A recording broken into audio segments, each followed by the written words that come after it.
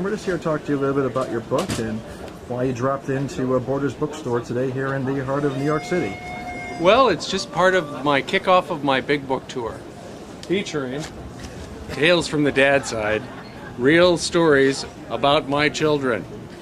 Real stories about your children. And why is this a book that you think every American should pick up and take a look at? Because it's in English, and it's informative, and it is humorous at times, and it is it shows the frailties of tough guys who are actually parents, fathers, and there are some lessons that I've learned that I would like to share with your vast viewing audience. Well, there's a lot of members of our audience that have some pretty significant questions. A lot of them are really trying to put things together over what's happened over the past 7 years. Yeah. And there's a number of people of our audience, including engineers and architects and physicists and scholars and professors, and even victim family members from 9/11. And they're all demanding a new investigation into the attacks of September 11th. And we're just wondering where you might stand in that position. I don't think that has anything to do with my book. But do you have a position on the No. alternative explanations as to what happened in 9/11? We'll be happy to answer them.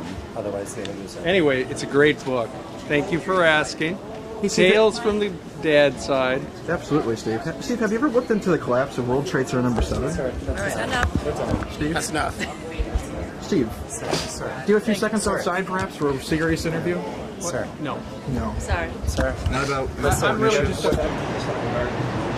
That question the official story of 9/11 and are calling for a new independent investigation. What are your thoughts on that? I really haven't investigated it. You really have to look into it. The Bush and the Bin Laden You have are doing some business information, together. Luke, and I'll read up I on can it. give you my contact Okay. information if you would like, That'd be but there's nice. a lot of information. Do you have a card that I can I take don't. with you or nothing? I just did a book signing, and I have Okay. something that says Uper. But there's a lot of information that shows the Bin Ladens and the Bushes are still doing business together with the Carlyle Group. Well, I would like to read up on that because I don't. I'm just paying attention to the news. Of course you are. All right. Of course. But Thank you, Thank Luke. you very much. Please look into the unanswered questions. There's many of them. Okay. By What's the victims' family website? members. wearechange.org. We are changed.org. Yes. All right. But again, thank you very much promise for to being look. nice. All Really right. appreciate it. Thank you. Have a good day.